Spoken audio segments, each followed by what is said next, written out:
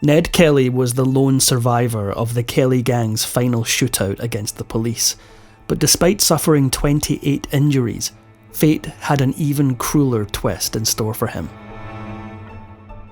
Through the late 1800s, he and his gang of bushrangers looted, pillaged, and terrorised the authorities in Australia, but are still seen by some as heroes.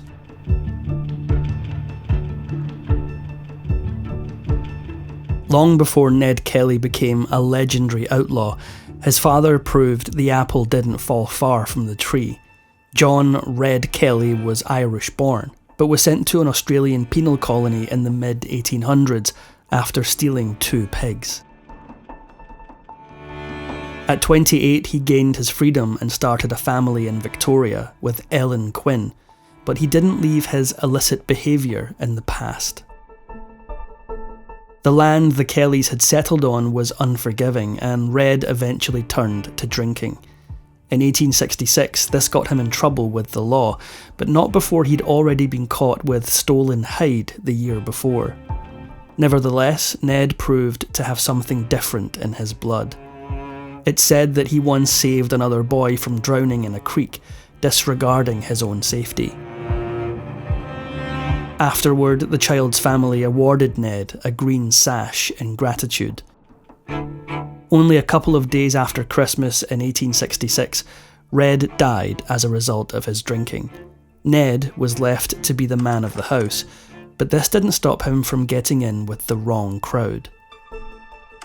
When he was 14, he met Harry Power, who was an escaped convict turned bushranger, a term for outlaws who inhabited the Australian bush. To Power, Ned became a sort of apprentice, and the law soon took notice. In 1869, a salesman reported Ned to the authorities, claiming that the boy held him up with a long stick and stole 10 shillings from him. After he was taken into custody, Ned testified that the salesman was lying. In his words, the man had asked for a drink, somehow leading to a dispute in which he assailed Ned and his sister. The Kellys testified in support of Ned, and the charges were dropped. But he didn't stay out of trouble for long. Over the next year, Ned and Power continued to rob unsuspecting victims, until Ned was again taken in by authorities. He was linked with 3 robberies and faced trial, but none of his 3 alleged victims were able to identify him as the perpetrator. The Kelly family allegedly intimidated and coerced witnesses into staying silent. Police badly wanted Ned to face trial, certain that he had committed the crimes, but after holding him for a month, had to let him go due to insufficient evidence. Ned and Power continued their crime spree, but it would soon end in June 1870. While hiding in a shelter, Power was stunned when police stormed in and took him into custody. Bewildered at how the law caught up to him, Power soon suspected Ned's betrayal. In truth, it was Ned's uncle who had given up Power's location for a payoff, but Ned later revealed he had also traded some information in exchange for leniency. Even without a mentor, Ned continued his criminal activities.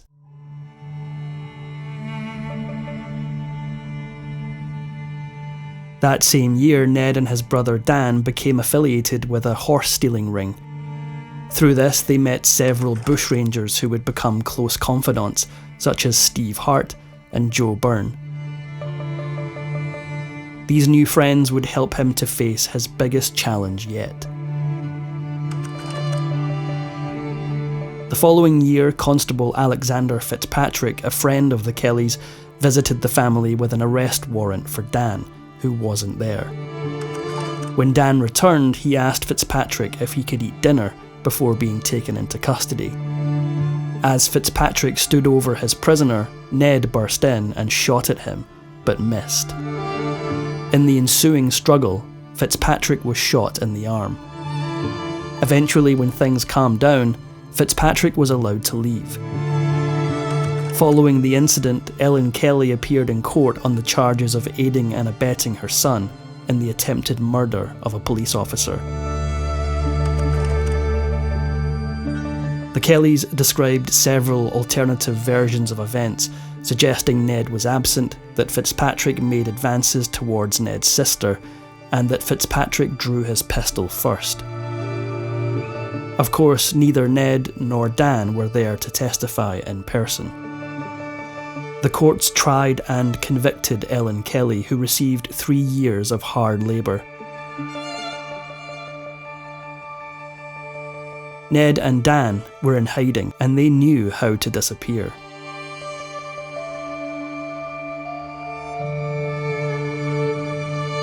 Having become experienced with the Australian bush, the brothers ran into the wilderness to hide, along with fellow bushrangers Joe Byrne and Steve Hart. In October 1878, a search party of 4 policemen were on the hunt for Ned, Dan and their accomplices. The officers camped out at an abandoned mining site which, unbeknownst to them, was within a few kilometres of the Kellys' location.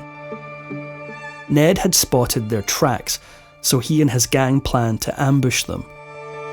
After the officers had split up, leaving Constables McIntyre and Lonergan at camp, the gang confronted them. Constable McIntyre, being unarmed, chose to surrender. Lonergan reached for his revolver, prompting Ned to fire first, killing him. They had 1 officer dead and 1 captive, but 2 others were on their way back. When Sergeant Kennedy and Constable Scanlon returned, Ned heard them coming. As the gang hid once again, they suggested that McIntyre tell his partners to surrender. Sergeant Kennedy immediately grabbed his revolver. During the resulting firefight, Kennedy and Scanlon were killed.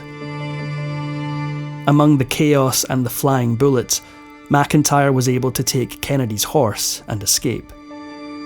His subsequent report led to the government passing the Felons Apprehension Act, meaning that as outlaws, anyone could eliminate the Kelly gang members without repercussions.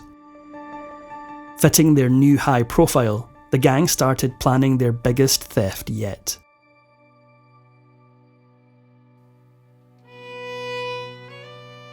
The Kelly gang had already established themselves and inspired a substantial group of sympathisers, but they still had nothing to show for it. So they did what outlaws usually do when they need money. They planned to rob a bank. The gang believed the first step should be to take some hostages. At Young Husband Station, they took employees and several bystanders captive. Leaving Dan to watch the hostages, Ned, Hart and Byrne waltzed up to the Euroa bank. Besides walking out with £2,260 worth of cash and gold, the gang returned with 14 more hostages. According to several of them, the Kelly gang were surprisingly friendly. In fact, Ned and the others performed riding tricks for their captive audience before riding off into the sunset. Law enforcement, however, weren't impressed. Ned spent his time at the station dictating a letter, which was later sent to the police. It outlined his issues with Australia's law enforcement, specifically corruption, and detailed his version of their last 2 encounters. By this point, the police were after more than just the Kellys. They turned their sights on the gang's supporters.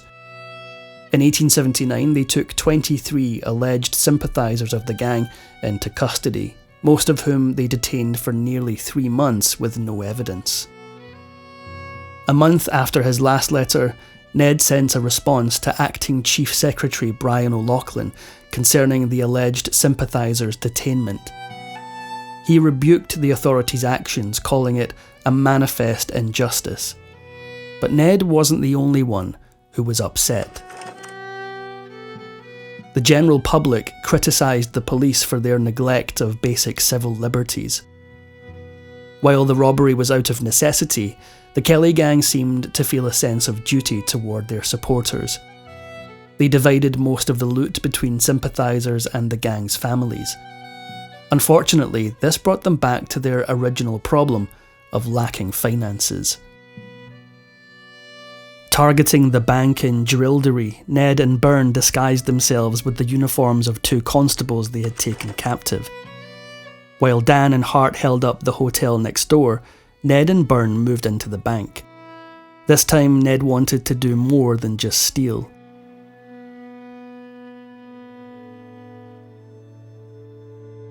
At the bank, Ned and Byrne took £2,141 worth of cash and other goods, but Ned wanted to send another message. In his opinion, the banks were crushing the life's blood out of the poor, struggling man, so he burnt as many mortgages and deeds as he could.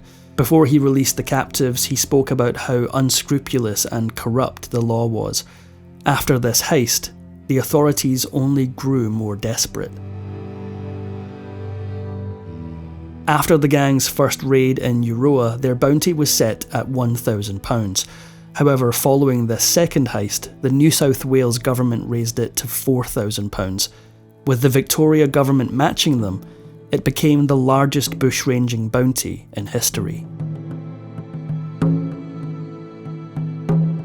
After a couple of unsuccessful years hunting the Kelly gang, Francis Augustus Hare became Assistant Commissioner of the Police and took charge of operations. In 1880, he heard the gang were on the move again and now possessed bulletproof armour. In June, the gang murdered a former friend, Aaron Sherritt, who they found out was a police informant. In response, Ned predicted the authorities would send reinforcements by train from Melbourne. The gang figured the police would pick up more officers in Benalla before travelling through the town of Glenrowan. There, the plan was to derail the train and shoot everyone on board. The gang would then run to Benalla, now a police-free town. They would destroy the bridge behind them, then freely rob banks, release prisoners from jail, and destroy government buildings. When it came time to enact their plan, they went with a familiar first step. Sabotaging the railroad just beyond Glenrowan, the Kelly gang posted up at Glenrowan station and again captured a group of hostages. These included workers and bystanders, with most of them being held in the hotel across the street. In preparation for any future shootouts, Ned devised a suit of metal armour for each gang member. Constructed of mouldboards taken from farming ploughs, the armour protected their torsos and heads. During the raid, the gang were once again as pleasant as possible. They passed the time with music, games and booze, and by the evening Ned and the others had built a rapport with many of their captives. Believing them to be sympathisers, Ned freed 21 hostages, including a schoolmaster named Thomas Curnow. As Ned predicted, the authorities sent a train from Melbourne which picked up more troopers in Benalla. Before Glenrowan, however, Assistant Commissioner Hare sent a pilot engine to scout ahead.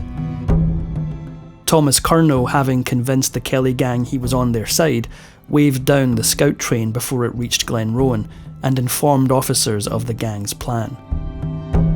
Back at the station, Ned again used his platform to lecture the people on the state of the justice system. Rather than pass through the station as intended, the police train stopped at Glenrowan. Ned's speech was cut short, and chaos ensued.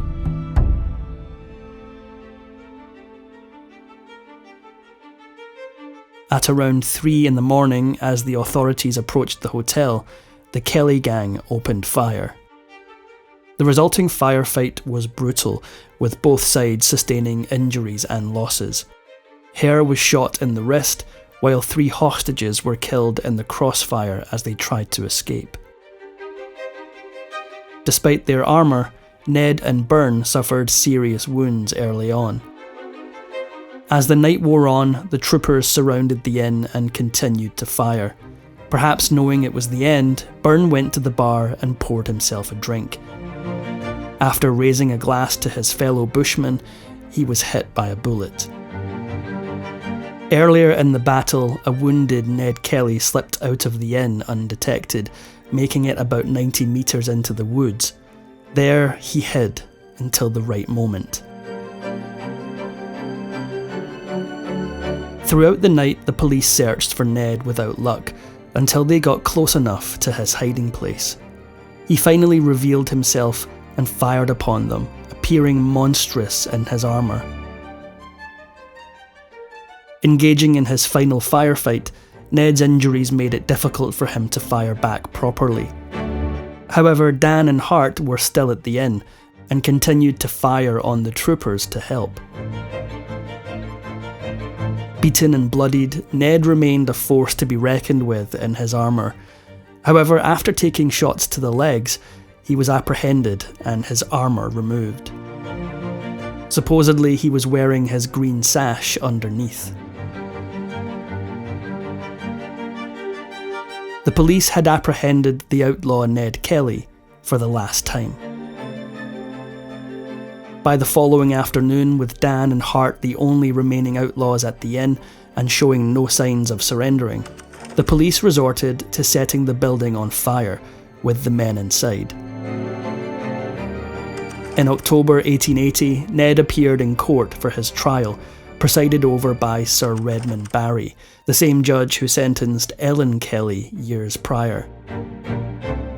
Despite his history of lawlessness, Ned was only charged with Constable Lonergan's murder, of which he was quickly found guilty.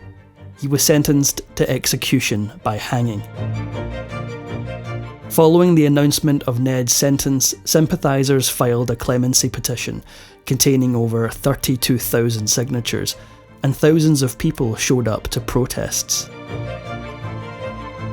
There are several accounts of Ned's last words, with some stating he only mumbled to himself, while others reported that he said, "Ah well, I suppose it's come to this," or "such is life."